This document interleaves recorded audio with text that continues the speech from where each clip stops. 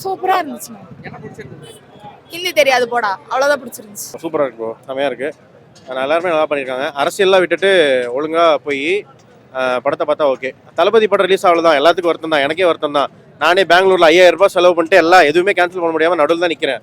ஆனால் ஒரு நல்ல படத்தை சப்போர்ட் பண்ணணும், அதுதான் வந்து அவரும் நினைப்பார், தளபதி நினைப்பார். ஆக்சுவலாக தளபதி ஃபேனும் கிடையாது, சிவகார்த்தியின் ஃபேனும் கிடையாது. சினிமா பிடிக்கும்னு நினைக்கிறவங்க வந்து படத்தை பாருங்க.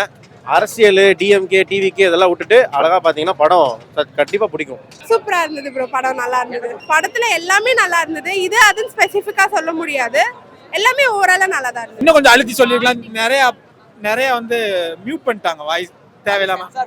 அதுதான் அது அவங்க தான் தெரியாம நிறைய வேலை பார்த்துட்டு இருக்காங்க. யூஏ கொடுத்துருக்கான், பட் கட் பண்ணிருக்கலாம், பட் மியூட் பண்ணது தேவையில்லாது. ஓவரால் படம் நல்லா இருந்துச்சு. ஃபர்ஸ்ட் ஆஃப் ஃபுல்லா என்டர்டைன்மெண்டா இருந்துச்சு. செகண்ட் ஆஃப் வந்து பொலிட்டிக்கல் ரிலேட்டடா அப்படியே கொண்டு போயிருந்தாங்க. ஜாம் ரவி ரொம்ப நல்லா பண்ணிருந்தாங்க. சிவகார்த்திகேயனும் நல்லா பண்ணிருந்தாங்க. BGM works good. இந்தியா அப்போஸ் பண்றது தான் மூவி ஃபுல்லா. பியூர் ஸ்டூடெண்டோட இது அது.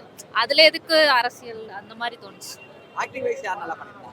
எல்லாருமே நல்லா பண்ணியிருந்தாங்க. அதர்வாது நல்லா இருந்துச்சு. சிவா அது சூப்பர். சிவா செம்மையா பண்ணியிருக்காங்க. எல்லாருமே சூப்பரா பண்ணியிருக்காங்க. அதர்வாவோட ரோல் வந்து எனக்கு தெரிஞ்சு ஒரு ஃபயரான ரோல். ஃபயரான ரோல் பேசப்படும். இருந்தாலும் சிவகார்த்திகேயன் வந்து கரெக்டாக பண்ணியிருக்காரு. அதிகமாகவும் இல்லாமல் கம்மியாக இல்லாமல் படத்தை கரெக்டாக பண்ணியிருக்காரு. அதாவது இதில் அப்போலாம் ஃபேமிலியாக பார்க்க வேண்டிய படம் தலை. அந்த காலத்தில் எப்படி மொழிக்கெல்லாம் போராடினாங்க, பாடுபட்டாங்க, கஷ்டப்பட்டாங்க, எப்படிலாம் ஒன்றிணைச்சாங்க மக்களைன்றதை சூப்பராக சொல்லியிருக்காங்க. சூர்யா சாரும் துல்கர் சல்மானும் அப்புறம் விஜய் வர்மாவோ அவரும் மிஸ் பண்ணிட்டாங்கன்னு தான் நினைக்கிறேன் இந்த சான்ஸை. இது வந்து தன்னோட நண்பனுக்கு எதிராக ஆயிரும் அப்படின்றதுனால சூர்யா சார் இது வேணான்னு பார்த்தாரு. இருந்தாலும் இதை மக்கள் புரிஞ்சுக்கிட்டாங்கன்ற நிலைமையில சூர்யா சார் பண்ணியிருந்தா இன்னும் நல்லா உறக்க சொல்லுவாங்கல்ல, அது வந்து இன்னும் நல்லா இருந்திருக்கும். ஆனால் சத்தியமாக நல்ல படம். ஒரு ஈகோ காரணமாக வந்து பொங்கலை தள்ளி வைக்காதீங்க. இதுவும் பொங்கலுக்கான படம் தான், அதுவும் பொங்கலுக்கான படம் தான். அந்த படம் பொங்கல் வந்ததுனால் பொங்கல் தான். இந்த படத்தை வந்து நீங்கள் ஃபர்ஸ்ட் நீங்கள் சப்போர்ட் பண்ணுங்க, அதுக்கப்புறம் பார்த்துக்கலாம். ஹிந்தியை வந்து இங்கே கொண்டு வர்றதை பற்றி நம்ம பேசுகிறோம். ஆனால் ஹிந்தி உள்ளே வரப்ப அது நமக்கு ஒரு ஆஸ் யூஷுவலான ஒரு திங்ஸ் தான். ஆனால் ஹிந்தி உள்ளே வந்தால் என்னென்னலாம் நடக்க போகுதுங்கிறத அவ்வளோ அழகாக தெளிவாக சொல்லியிருக்காங்க. இது இப்போ நடக்கிற பிரச்சனை மட்டுமே இல்லை, இது பழசு தான். பழசுக்காக எதுக்கு இவ்வளோ தூரம் ஒரு போராட்டம் நடந்திருக்குங்கிறத ரொம்ப தெளிவாக சொல்லியிருக்காங்க. அது சிவகார்த்திகேயன் தாங்க. அந்த பொண்ணுங்க ஸ்ரீலீலா லாஸ்ட்ல செம்மையா பண்ணிருந்துச்சு. அந்த பொண்ணு எனக்கு பிடிக்காது, சூப்பரா பண்ணியிருந்தாங்க. செம்மையா இருந்துச்சு, படம் பார்க்கலாம். ஹிந்தி தெரியாது போடா, அவ்வளவுதான், கத்துக்க முடியாதுங்க. வாழ்க தமிழ், வளர்க தமிழ், அவ்வளவுதான். எனக்கு கொஞ்சம் பேசி வாய் கொளருது. அதனால படம் பொறுத்த வரைக்கும் என்னன்னா, நீதி பரவட்டும், தமிழ் வந்து வளரணும், ஹிந்தி இது பண்ணிட்டு தமிழ் வளரணும் அப்படின்றத ஒரு மெயின் கான்செப்டா வச்சு பண்ணியிருக்காங்க. ப்ரீவியஸாக 90s 80sல நடந்த ஒரு விஷயத்தை தான் இப்போ கொண்டு வந்து தமிழ் ஆடியன்ஸ்க்கு புரியணுன்ற மாதிரி வச்சுருக்காங்க. அது ரொம்ப அழகாக சட்டிலாக எல்லாருக்கும் புரிகிற மாதிரி அழகாக சொல்லியிருக்காங்க. இந்திய வேணும்னு சொல்ல, வேணான்னு சொல்ல, ஹிந்தியும் இருக்கட்டும் எல்லா மொழியும் இருக்கட்டும்னு சொல்கிறாங்க. ஏன்னா இந்தியாவில் தான் நம்ம நிறைய மொழி பேசப்படுறோம், ஏன் அதை இது பண்ணுறீங்க, யூனிட்டி இன் டைவர்சிட்டி அந்த மாதிரி சொல்கிறாங்க.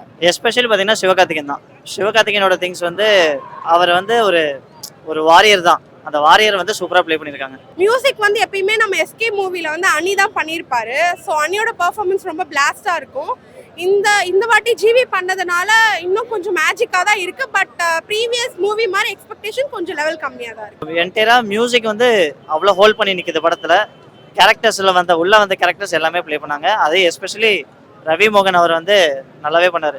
அவருக்கான டைலாக்ஸ் கம்மி தான், ஆனால் த்ரோ த மூவி பார்த்தீங்கன்னா அவர் வந்து பயங்கரமாக இருந்தார். அந்த ட்ரெயின், அந்த போலீஸு, அந்த வண்டி நம்பரு, ஒரு சின்ன நுணுகுமா பண்ணியிருக்காங்க. ட்ரெஸ்ஸிங் சென்ஸ் எல்லாம் சூப்பராக பண்ணியிருக்காங்க. நல்லா இருக்கு படம். ஆதரவானா அவர் கொஞ்ச நேரம் வந்தாலும் வேற லெவலில் நடிச்சிருக்காப்புல. அவரோட பேச வசனம், அவருடைய நடிப்பு, அவருடைய உச்சரிப்பு, அப்படி எப்படி சொல்ல அந்த கதாபாத்திரம் உள்வாங்கி நடிச்சிருக்காப்புல. ஆதரவா நல்லா பண்ணியிருக்காப்புல.